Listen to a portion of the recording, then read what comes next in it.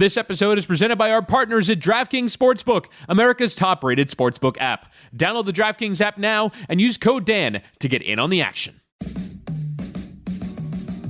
Welcome to the Big Suey, presented by DraftKings, Why are you listening to this show? the podcast that seems very similar to the other Dan Le Batard podcast. I'm sorry, I'm not going to apologize for that. In fact, the only difference seems to be this imaging. I have been tempted in restaurants just walking past tables to grab somebody's fries that if they're just there. That hasn't happened to you guys? I've done it. And now, here's the marching man to nowhere, Fat Face, and the habitual liar.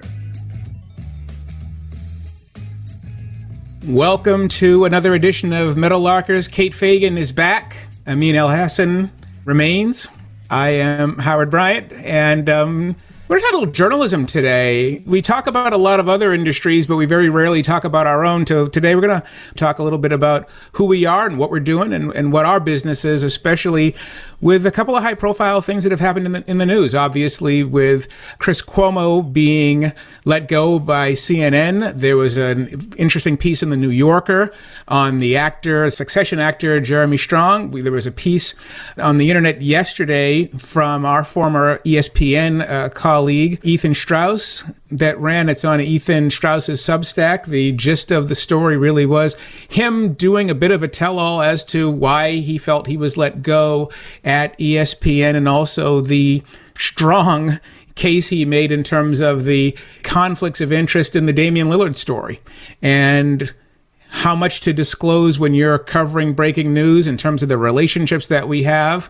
And he had a lot to say, and you have a lot of thoughts on it, if you want to give us a little rundown. Yeah, I think Ethan's main thing was really about what you said at the end, disclosure about conflict of interest as journalists. The jumping off point for him was Adrian Wojnarowski piece writing about the Portland Trailblazers general manager vacancy that was very, shall we say, kind towards the ousted former president of basketball operations, Neil O'Shea, going as far as to not even using the term fired in there, just saying that there was a parting of ways, as if it were a mutual, hey, I don't want to do this anymore. And when the reality is Neil O'Shea was let go because of some fairly severe code of conduct violations. And there's an investigation in the Portland Trailblazers organization right now, an active investigation towards a toxic workplace that was conducted by an independent law firm, and due to the results of that investigation has led to his firing. And the article skirts all of that, and it kind of tries to put a focus on Damian Lillard as somewhat being an inhibitor for future general manager candidates to be interested in that job, because he wants to stay and he wants to be extended, which of course goes contrary to what everyone knows about professional sports. If you have a star, a face of the league who is relatively healthy and a pillar of the community and wants to stay, that's in a small market, that's usually what we seek, what we look after, not what we're afraid of as front office types. But Ethan's not writing about that. What he's writing about is Adrian spoke about Neil O'Shea in that way and kind of carried his water a bit in that column, because Adrian has a personal relationship with Neil O'Shea that dates back many years. And that's something that was not disclosed. In the same way that we have newsbreakers who will either break news that is positive or spin news that is positive about general managers or coaches or players who are represented by the same agency that represents them without ever disclosing, by the way, we're both rep by Acme Corp PR or Acme Corp Management. And this is a thing that I think, and I'm a bit of an outsider not having gone to journalism school, but I would think that this is something that should be disclosed up front, in the same way that when I read an article on abcnews.com talking about the new Star Wars TV show and what new technology they're using to shoot it, at the end of the article, or there's a little italicized paragraph that says, by the way, Disney Plus and ABC News are owned by the same parent company, the Walt Disney Company. And we don't really have that. I've noticed that in the instances where there is a conflict of interest acknowledged in article, I often find that there is nothing in the article, and the perspective of the writer isn't influenced by that conflict of interest. So it's like a lot of things in human nature. You're like, okay, you've acknowledged that conflict of interest, and it's probably not a pressing one for what we're reading about. What conflict of interest are we not acknowledging? Because it's the ones that don't ever get acknowledged in that little parenthetical aside that are really the ones that we're talking about now. And as I was thinking about this idea of the conflict of interest, I was like, what's actually come into my mind is that it feels like right now in this day and age in 2021, we have two conflicts of interest that go often unacknowledged. The first conflict of interest is that in comparison to a generation ago, we as journalists or whatever role you have in media, you have an inherent conflict of interest in now many times your motivation is metric driven. Whether anyone's saying that to you, whether you have an editor who's trying to keep you from it, whether you have distance from it, there is some layer of pressure on you to think to yourself, this thing that I'm writing, how many people will read it? That did not exist when you were, writing for Sports Illustrated 30 years ago. There was a subscription base and they got whatever was in the magazine. And so it's like that inherent conflict of interest that has developed over the last 10 years. So if Howard mentioned the Jeremy Strong profile, the one thing I was thinking, and, I don't know their process, but the angle he took on Jeremy Strong is certainly a better angle to get traction in our media age than a more generic, happy, look at this great actor profile. But what's not disclosed is, and perhaps the New Yorker does a great job of insulating their writers, but that outward conflict of interest should be paramount whenever anyone is reading anything these days. And then the second layer, and Howard, you and I were talking about this, is just the conflict of interest that because of this idea of content, right?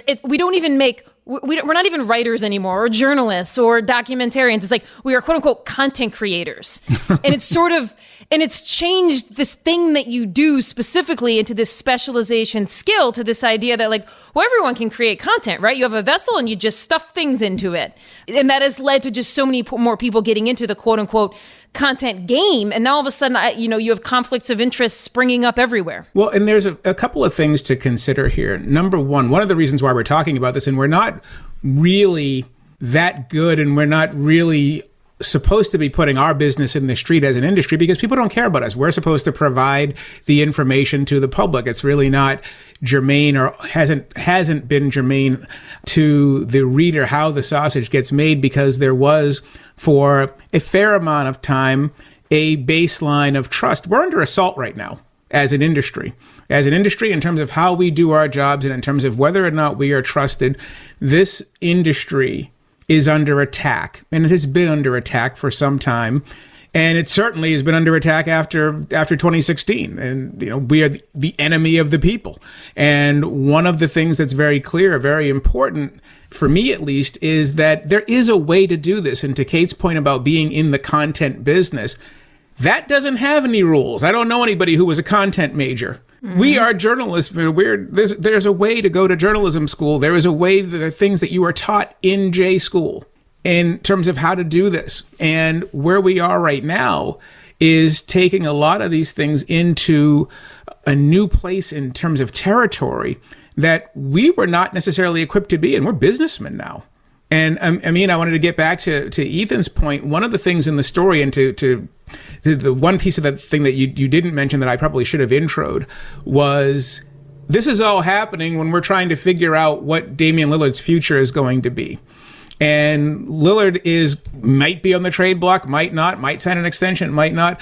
And so he actually sent out a tweet after the story ran of Trump and Pence essentially saying that they were Woj and Olshey, right? I mean, his way of saying it figures these sources cannot be trusted. To be clear, someone else was someone else tweeted that, and then he subtweeted it. He quote tweeted content. Yes, it figures. And the idea is that the writer and the subject are in cahoots, that this was not an objectively written piece. This was something that was made to do somebody a solid, someone who had presumably, and I mean, it's not a secret, I don't know why, but he's been a steady source for Adrian for quite a while, dating back to before he was even in the Clippers front office.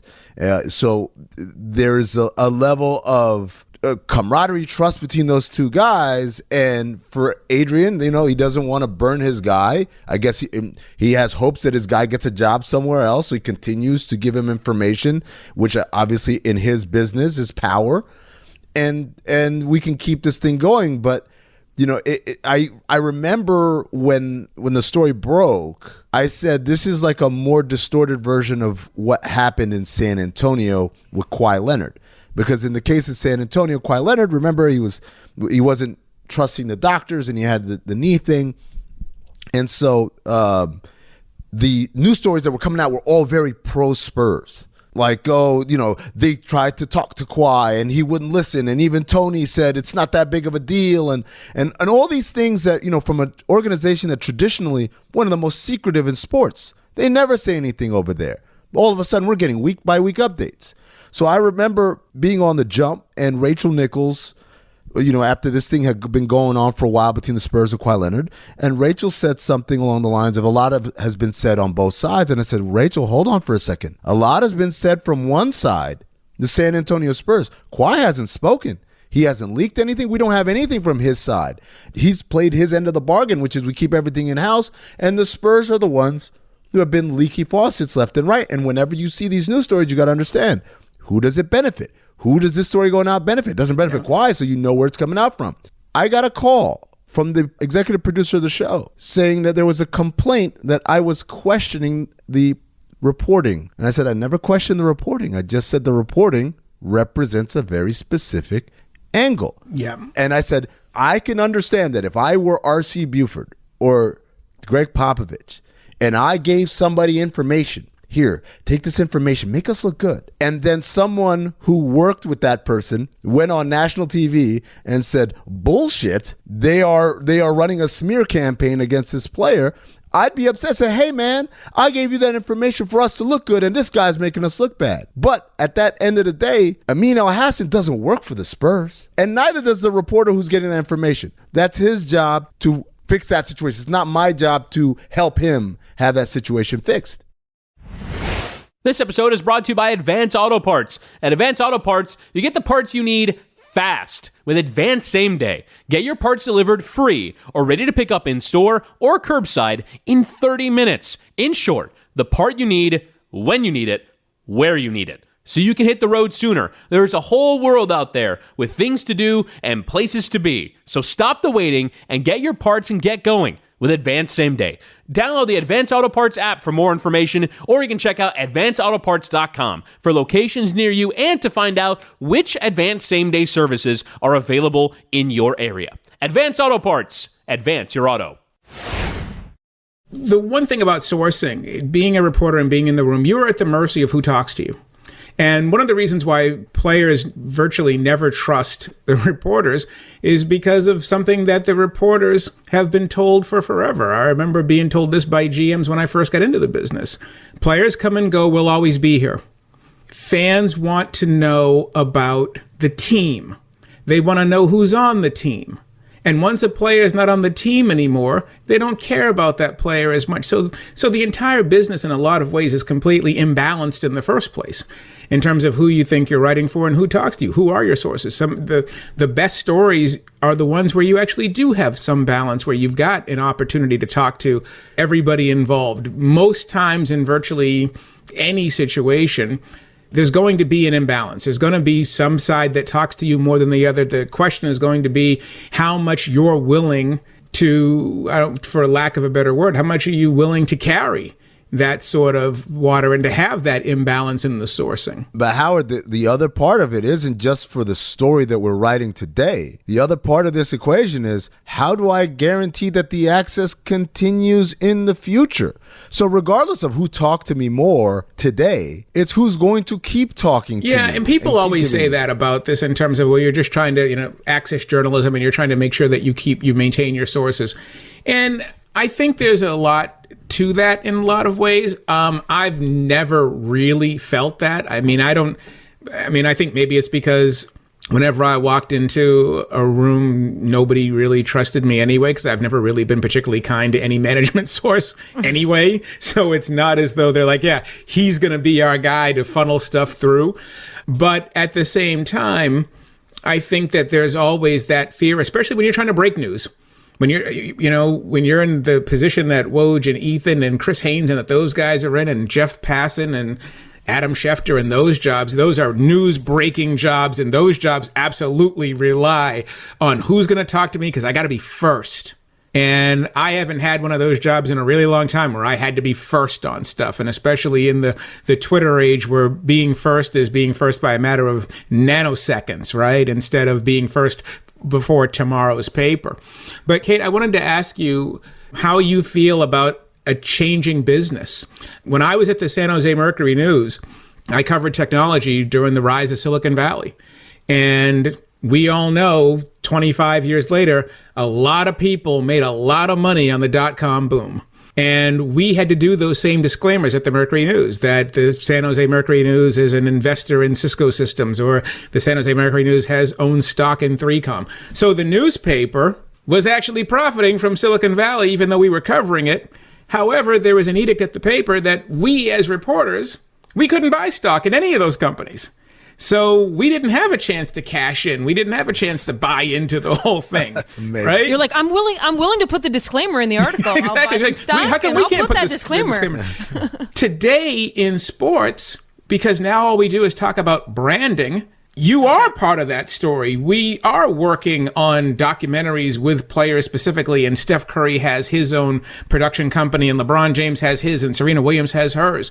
And so now when you're dealing with these individuals, and we, in some ways, may be business partners with them in a way even beyond when we were, at ESPN, where, okay, the company is the rights holder with MLB, but I'm not a rights holder with MLB. Where's the journalism fit here? The word you said there about branding is exactly where my mind goes, because the idea that all of us have our own independent brand has been developing for the last, 10, 15 years, something like that. And now people will actually use that language. Oh, well, the Amin Al Hassan brand. This is what it is. And this is the audience that might come with it, as opposed to you being a vessel for whatever paper publication you worked for. Now you have to think about the conflicts of interest that exist on your interpersonal level, because every little piece of quote unquote content you make now, with the technological revolution of the last 20 years, can instantaneously turn into profit on many different platforms. Yeah, and Kate, isn't that interesting too? Because traditionally, and when I was in J school, they used to tell us that you had to make a decision as to whether or not you were going to be a voter if you were covering politics. You weren't even going to vote because you didn't want anyone to think that your reporting was slanted. And now you watch CNN, you watch Fox. It's very, very clear. They don't even hide this for the most part. Even the reporters don't hide it, that there are ones on the Democratic side and one's a Republican strategist or whatever. And the reporters are in that game as well. And that's a great point. And we could suggest, and I think it's true, that there's always been, the thing we all say, there's always been bias on interpersonal levels in journalism. Like you're not going to remove bias, but I will suggest that back a generation ago, when you really had to be cognizant of how you were expressing those biases and how they might come out either in your language or in your writing, or as you said, like voting. Should I vote if I'm covering this race? Or certain things you couldn't cover. Yes. The fact that you had to be so cognizant at even the most minute level of how your biases could express themselves, I am suggesting that generation ago belief and that system that we lived in actually allowed you to focus on work and try to eliminate the biases from it. Whereas I feel like now being biased is part of the platform building. And the conflict of interest, because historically it seems we were only forced to express certain conflicts of interest. Like you said, this paper owns stock in this company. This paper is owned by a parent company and also owns this other paper.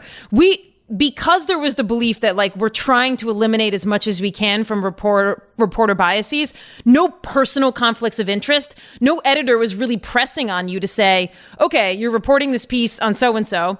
What agency do they work for? What agency reps you? Like, no one's even asking those questions from an editorial. We never had agents until now. Exactly. And now, newspaper. and now I'm like, agents get 10% of $12,000 a year. Exactly. Who wants to rep me? I'm making 16 grand. But when we were talking about this offline about, you say someone like CAA, the agency CAA, I'm like, was there some genius at CAA who knew there wasn't much money in repping writers and broadcasters, but there was a lot of power yes in repping Influence. them? Was that the motivation of even building a wing on CAA that repped broadcasters to say, hey, now I have guys who can say certain things? There is a lot of money on the broadcast side. I mean, 100%. Sure. The TV, the injection of TV into what we do has changed everything.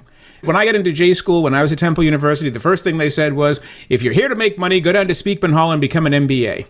There's money in this game now. There's real money in this game. There are reporters who make $1 million, right? There are people who are really into the power brokering of this, and that didn't exist before.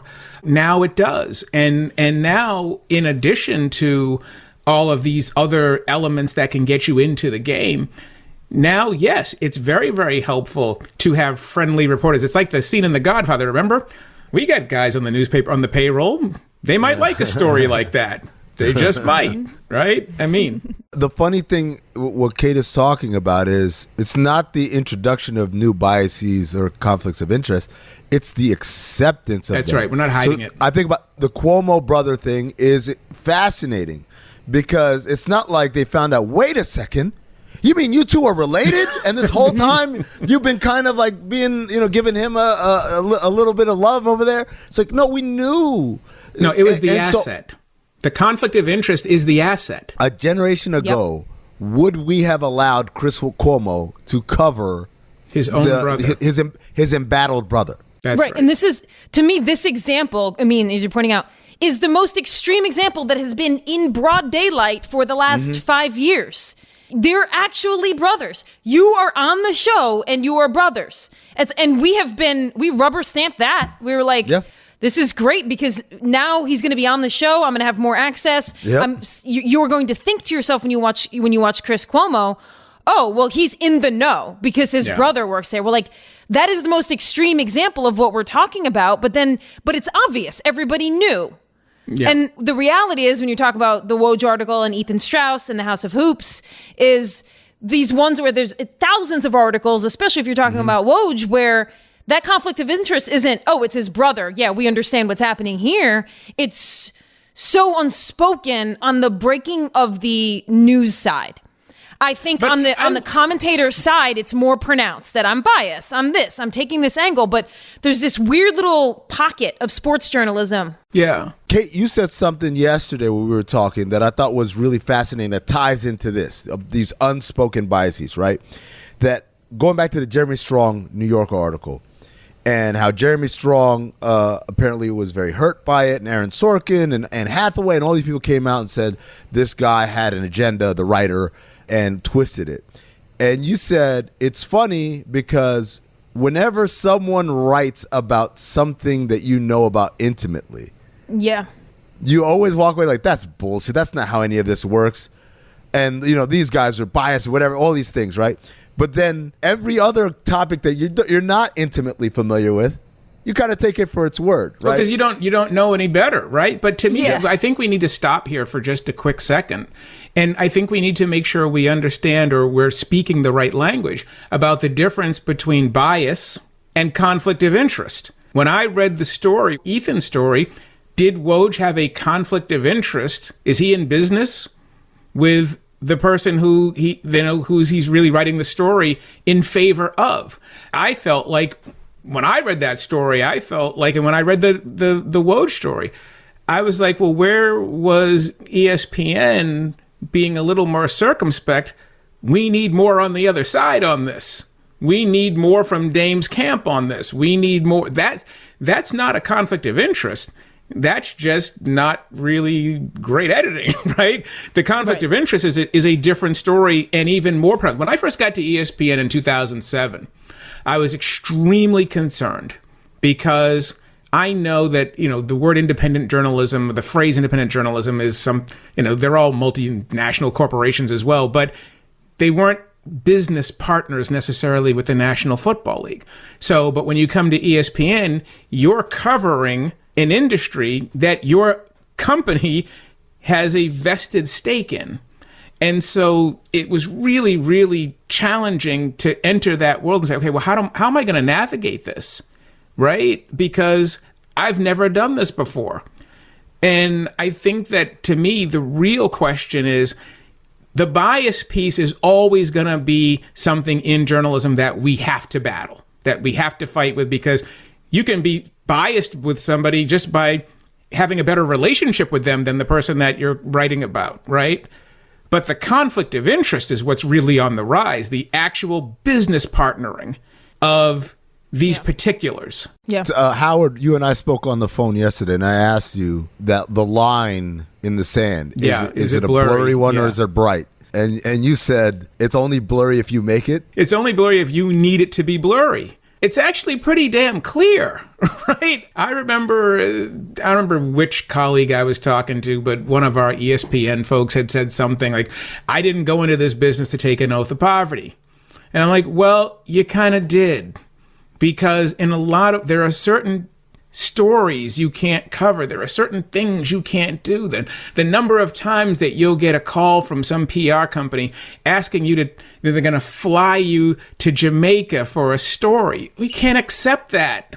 We can't take that, right? We can't accept gifts. There are certain things you cannot do because you need to own the public's trust. And when that goes away, then you've lost. Then we've lost. The game is officially over. And so when we go into it now, making it seem as though we can simply just blur these lines, that's really, really dangerous stuff. And the problem is that the lines are pushing us further and further and further to the outside because everybody's in business now. I think I can wrap all this around what we've been talking about. Amin, you had mentioned, the idea I was sharing about the Gell-Mann effect, actual effect, term coined by Michael Crichton, about how you can if you read something that you are an expert on in like New York Times Magazine, the example being like running, right? And you're like, oh, that is an amateur parachuted in and wrote that. Then you proceed to flip through the rest of the magazine and absorb every other story as if it is truth verbatim. Like that's the Gell-Mann effect. And I think that concept was sparked by the fact that I would, not that anyone's trying to profile me, but if anyone asked to profile me, it would be a hard no, because I don't believe that anybody can actually capture the truth of anybody else. And I worry about these things we're talking about, the rising conflicts of interest and the conflict. And it's a perfect, Howard, like separation between conflict of interest leading to bias, like those two things being separate. I assume that both of you feel the same way. If someone was trying to profile you, wouldn't you be like, yeah, I know how the sausage is made, and I'm going to pass on that? I don't talk to the media. Right? I got both of y'all beat. I just have my kids make a movie about me called King Amin. Then I know I'll be a hero throughout. That's right. That's a callback right there. This world didn't respect Amin, but they're going to respect y'all.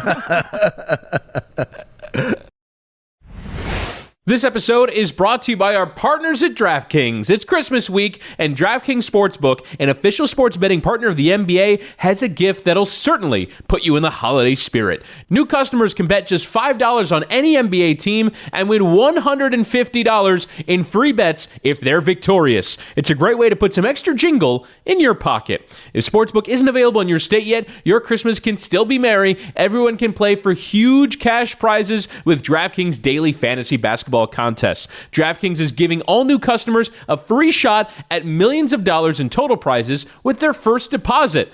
Download the DraftKings Sportsbook app now. Use promo code Dan. Bet just $5 on any NBA team and win $150 in free bets if they're victorious. That's promo code Dan this Christmas week at DraftKings Sportsbook, an official sports betting partner of the NBA.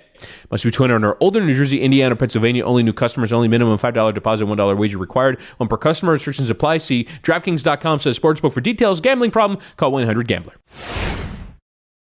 I also wanted to bring another piece of this up, and that is, was there a way that CNN could have handled this, or simply by giving Andrew Cuomo that job, they were doomed at some point when your brother is who he is during COVID and the rest? I assume that all three of us throughout this conversation and as we were thinking about it, you're mining yourself for like what conflicts of interest exist in what I'm doing right now. And I can name a lot of them for me. I mean, the very broad one is that I love talking about female athletes in women's sports. Do I feel a vested interest from a very like social perspective way in women's sports and female athletes? Is there a we there for me, right? Like when I say we and female athletes, like that is in some broad way, a conflict of interest. And then we can mine down further to the simple fact that I write a lot about female athletes, but then also we're at Meadowlark and we also have a doc side. Is there going to be a female athlete or an athlete at all who says something or does something? And then we also want their participation in a doc. And for me, your question about CNN, the answer is in there in that you can't tell me that CNN, all of the higher ups, didn't have that little feeling inside of them all along of, we are heading toward a waterfall here. This is choppy water, but I'm going to ignore it. I'm going to hope it diverts. You can't say that in the last, they were hoping it wouldn't come to this. They were hoping that Chris wouldn't take the extra step and text and help his brother on the side because there's a possibility they get out of this unscathed if there isn't that final step taking. I'm saying we know these things internally. You know when you've compromised yourself. I think at the beginning of this, they were like, this is awesome. Sure. We've got a guy who's got like straight to the horse's mouth. Don't got to go through sources. We've got a bat phone. We got a bat phone, right? And then after it goes bad, I can't believe Chris would. That's how they do. They're not worried about that because they're going to ride it to the end, right to the waterfall's edge. And once the boat starts to go over, that's when a helicopter picks them up. And we are holier than thou, Chris Cuomo. You're fired. Is it even more cynical than that? Is it even more cynical that it's like, okay, let's look at it this way. More cynical? Even more cynical. That was pretty cynical. Even more cynically, which is to say, if he goes down, we don't go down. And the value that we're going to get by having that access is going to far outweigh any potential scandal because at the height of the scandal, we'll just get rid of the bad apple. And we still got all of the stuff that we benefited from previously. It was like the conversation that we were having a few months ago on this very program about the power of the corporations, that the power of corporations is so strong now that all they need to do is cut you loose and they don't have to have any ethics. Since you're a brand now, you're essentially a brand on your own. And if you're the brand, it's almost as if you're being hired, but you're subcontracted. You're the brand working for the company. So the company, once they cut you loose, their ethics and their choices never have to be in question. Like, for example, why isn't a big part of this story to CNN, what were you thinking? We know exactly what you were thinking. You were thinking this exact conversation, that the benefits were far going to outweigh whatever trouble could come ahead. And if there was trouble, then he would pay the price. But our business goes as usual. It's like the inverse of the conversation that you and I were having, Howard, about China. If someone takes a stand, some athlete takes a stand, like who's really going to, we might have like one moment of clapping for them, but then they're going to have to bear the burden of having done that. And is what comes back to them, whether monetarily or social capital, really worth that little brief moment of, oh, good for you, way to take an ethical stand? Yeah, the gold star on the forehead. It's the inverse of that here with CNN in that they know if they took, or maybe it's the same exact thing, if they took some ethical stand and never put Chris Cuomo on air because, he is brothers with the governor, or if right at the beginning of the pandemic, they were like, we can't have Andrew Cuomo on because we're taking an ethical stand. Who cares, right? Yeah. Are we all flocking to CNN because of their ethical stand? And now, in the aftermath of this quote unquote scandal, where are we turning? Are we like, we're not going to watch CNN. We're going to turn to the beacon, the ethical beacon of what? Of what? Of where? It feels like you can just quote The Godfather every single time we have one of these conversations. It's also like when you're looking at the when you're looking at the landscape, you're going to say, okay, well, we're going to put the gold star on our forehead, but we're losing out because the game is being played over there. And that's how they're winning the game because we're choosing not to play. So is there some way we can get in this game and be the ethical winners in the game? It's almost as though it's like your 401k. We want to act as if we care about the world, but yet our retirements are based on having investments in Standing Rock, right? Yeah. So, that actually happened to me a couple of years ago. I decided to go into my 401k portfolio, and there I am, Mr. Big Talker, investing in private prisons. I'm like, pull my shit out of there, right? I'm serious. I'm like, I don't know what's in all those mutual funds, right? Yeah.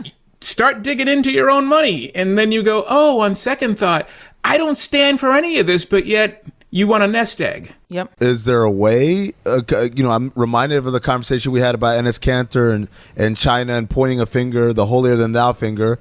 What would we compare it to? A person who looks down on people who are smoking as someone who quit smoking, but they're doing it with a lit cigarette in their hand. Yeah.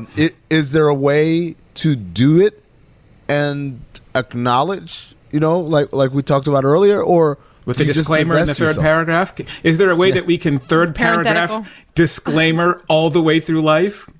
Can we disclaim our way through life? I think I said like a few episodes of this ago that, when someone asks like your worst quality, and I don't mean in a job interview, but even if you're just hanging around with friends, like self-awareness, what's your worst quality? Everybody always says their third worst. You're not really revealing your worst. And in the same way, I feel like these disclaimers do the same thing. Like, whatever the most scary conflict of interest that you have as a reporter, that you're terrified of people knowing, you better believe you're not actually putting it in the disclaimer. You're putting the one that alerts people that like you are aware that disclaimers go here. You have one. And so please see me as, a respectable journalist who reveals all of these. But the true ones that are layered down, that are so intertwined with relationships and the podcast you want to turn into a scripted movie because content is everywhere. Now, those are the ones that you are not going to be revealing in that little parenthetical disclaimer. No, that's right. And I think that the important piece of all this isn't simply the fact that, we're all part of the same hypocrisy, but it is something else, which is specific to this industry. You have to be better. This is journalism. It's not, I'm not talking about you being a hedge fund manager and you've got all kinds of other things that crisscross, right? In this industry, there are standards. And those standards are under assault because the business is changing. The business is changing right in front of our eyes from an individual standpoint, in terms of the brand that now, instead of working for a company, you're also working for yourself. In terms of the people that you're talking to, LeBron James is going to talk to you at practice, before the game and after the game, or after the game. But he's not going to talk to you on your podcast because he doesn't own a piece of your podcast. He only goes on podcasts that he owns.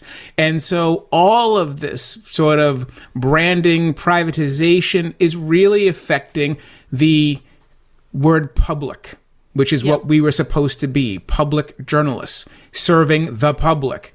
And so these questions are different for us. They're different for this business, especially if you do reject the idea of being the enemy of the people. And then, no, we're here to serve, right? This is part of the gig. One thing I keep thinking about is not that like lawyers are like the ethical bastion that we point to, but there is the practice of, if there's a conflict of interest, you excuse yourself.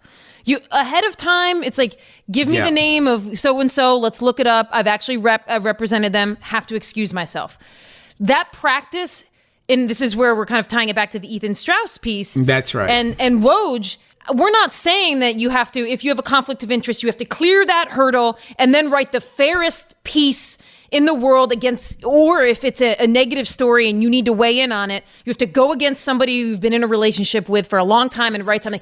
You have to recuse yourself from it. Yes. And that's what is so egregious about the Woj example is no one needed him to go out and put on a cape, for the Portland Trailblazers, for Neil Olshey. Like, none of that needed to happen. You could have stepped back from it. Yeah, there are certain people you can't write about anymore. You're too tight. Yes. Right? Yes. I mean, and that happens. because you're humans in an industry. That's right. Or, there are other people at the company who cover basketball. Maybe you could be the good teammate and help hey, look, this is Neil's side of it. Neil will say this, this, and this. And I've talked to some guys, and they'd say this, and that. And then you let someone else who doesn't have those biases do it. Earlier when I brought up the Spurs example, the interesting thing for me at the time was he did it going after Kawhi Leonard, who wasn't really a talkative guy, and did it in support of R.C. Buford and Greg Popovich, two of the most respected people in the industry and people that we look at universally as they know how to do it at the best level. They're among the best who ever do it. In this case, what makes it so perverted is he did it going after Damian Lillard, who is no stranger to media, no stranger to getting his side out there, very well liked, I would argue, one of the most Teflon player in the NBA. More than LeBron, more than Steph Curry. Nobody criticizes Damian Lillard because he's just found this niche of being able to be liked by everybody, right? So it's a very risky target to go after in defense of, again, a guy who, even if he didn't have all this toxic workplace stuff, has been fairly inept at his job as well. So it's just like you're going out on the craziest limb for someone that maybe would have been best suited just laying low and then going back on the carousel in a couple of years. Isn't this like the inevitable outcome when you've been given so much power and you've been absorbing so much power and you've been gathering so much power? And here I'm speaking of Woj at ESPN. You get to the point where you might even become delusional about the power you have and that there can't be pushback because you are the king. And it feels like that when you cross that threshold, you start making the mistakes. And because this feels like a mistake if you're looking at it from Woj's perspective. He's insulated himself from a lot of this, even though it still exists, is that this opinion-based column, he hasn't done a lot of that lately. He hasn't done a lot of that since he left Yahoo. You go back 10 years ago, see the things that he was talking about LeBron James. Not reporting, just straight opinion-based stuff about how LeBron doesn't know what he's doing. He fired his agent. He's hiring his homies to just kind of do things, the guys that have become some of the most powerful people in the business. He was after them at all times, mainly because of a lack of access. By the way, fast forward, Damian Lillard, one of the things is that not a lot of access given to Adrian Wojnarowski. And so, but what's happened over the years is as the importance of news breaking has grown, he's really gone away from those kind of stories. Yeah. And just stuck to like, hey, so-and-so got traded, so-and-so got signed, which, again, there is a level of implicit bias and conflict of interest when you say, what a great deal by the Knicks again, without acknowledging, well, because you're saying nice things about a person who needs nice things said about them. But at the same time, you can disguise that as I was just breaking the news transaction. Well, and that's what I was going to say. This is particularly insidious because someone like Woj or someone who has built their career on breaking news earns trust in that they're not giving you the left or the right. They're giving you this transaction, this detail. Happens. Here's a news item. This is just a fact of the transaction that's happening, which then lends itself when they do venture into something that is opinion from somebody in the know. The casual sports fan will be like, oh, well, this is a newsbreaker. I'm extending like the credibility that this, which is leaning on opinion, is actually fact because it's coming from someone who has established their reputation as a simple, like objective transaction breaker. And so that's why it's so insidious too. Yeah, no doubt. Okay. That's one of the reasons why, 2 points. One, it was really, really important to me when I first got to ESPN to make sure I had as many opportunities to create those lines in the sand that weren't blurry that Amin's talking about. In that, at that place, it was just part of the ESPN culture, and it didn't suit me very well, but it was something that a lot of people engaged in, which was on a big story. I remember when I first got there, the Michael Vick story, Michael Vick dogfighting story. I was out there reporting, and then later that afternoon, you would get a call from a producer asking you to come on and give us your opinion. I'm like, how am I supposed to walk into the room?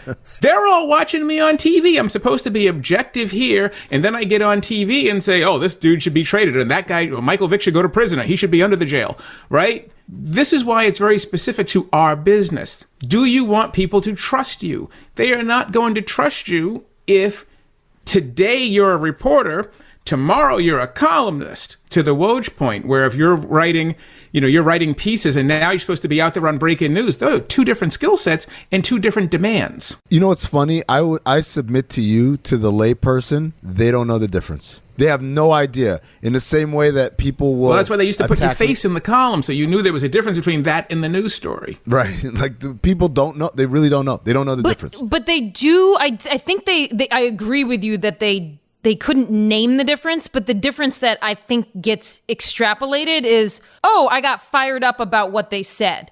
Oh, because they were on there giving me their opinion, there was an opinion for me to take the opposite side of or to agree with. Whereas when you have someone on who like if Howard did go on, right? But instead of giving his opinion about what was happening with Michael Vick, he stuck completely to here's what was said, here's what's happening, here are the facts. I don't think the audience member would be like, oh, that person didn't give me their opinion or didn't editorialize, but the takeaway would be that was less interesting and got me less fired up, and the producers are recognizing that as well. So that's where I don't know how to tie a bow on this thought, but as we were leading into this conversation, I was thinking so much about the last 15 years. Pretty much all of our high-end intellectual capital has been spent trying to solve one problem, which is making people stay on articles or in apps or on technology 7 seconds longer. 7 seconds longer than they would have before. The smartest minds in the world were trying to solve that problem. And I think that is tied into the idea of content, because then it bastardized the idea of content. And then it made everyone believe that they can get into the quote unquote content game. And now here we are. Just as nothing bastardized our business more than the word media. I'm sorry, when I walk on and see a four-square round table, and this guy's a Democratic strategist, and this guy's a Republican strategist, and that one is a think tanker, and this one is an operative, there's no journalism on the screen. Right. That's not, that may be media, but it's not journalism. But to Amin's point, nobody knows the difference. Everyone gets painted with the same brush, and there is a specific difference. So I'm going to leave it at this and throw us around the round table here.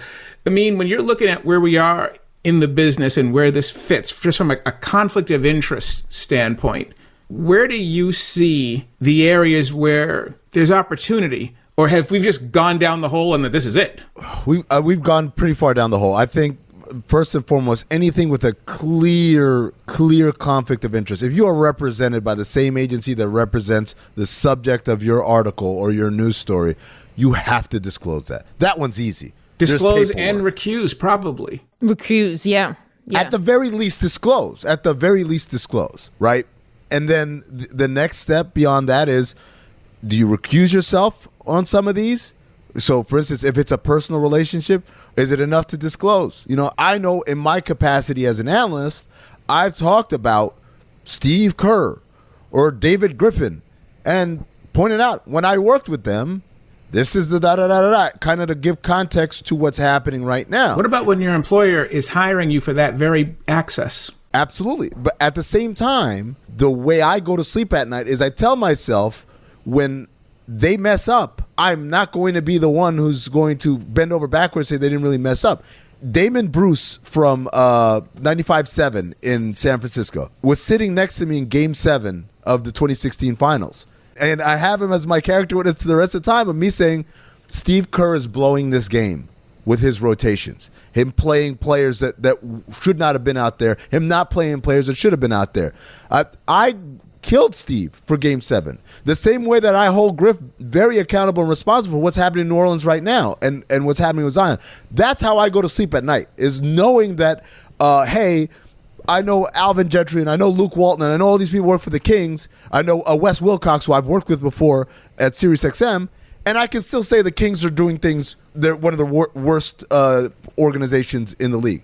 That's the only way I know how to do the job, is to acknowledge I know these people, but if they up, I'm going to say they up on that one. And that seems to be a tack that sadly is a lot rarer among all of us that have these conflicts of interest. I mean, the reason I think that this ship has sailed, or to bring full circle with Austin Powers, why this train has sailed, is because because I think ultimately you can't legislate this. And I don't mean government legislation. I mean, even like within journalism. How do you police it?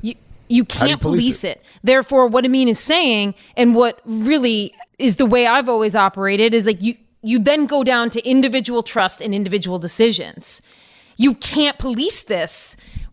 So then you have to trust that every reporter, and also to bring it back to the Jeremy Strong New Yorker profile, is saying to themselves, okay, I got all of this from Aaron Sorkin. Why am I only pulling this one bit? Am I fairly representing? That's the question I ask myself all of the time. Am I going to let go of something that might be more clickbaity and drive traffic because I know it's not a fair representation of the person, of the story I'm telling? That comes down to the individual journalist. And that's why I'm saying, because I don't have a lot of faith in humanity, that's why I think this ship has sailed. Because once you introduced podcasts, documentaries, athlete production companies, you've introduced all these conflicts of interest that you get more social capital, you get more actual money.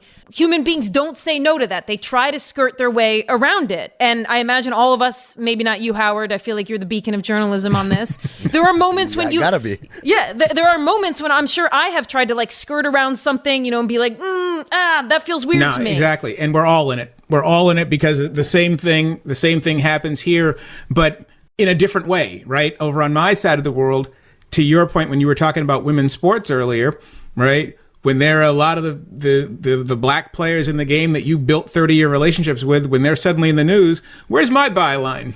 You might want to sit that one out. What's the difference, right? So to me, some of it is you make strategic decisions about when I can write about these things and when I can't, but also knowing full well that some of the times you're not writing about it is because you don't want to write about it.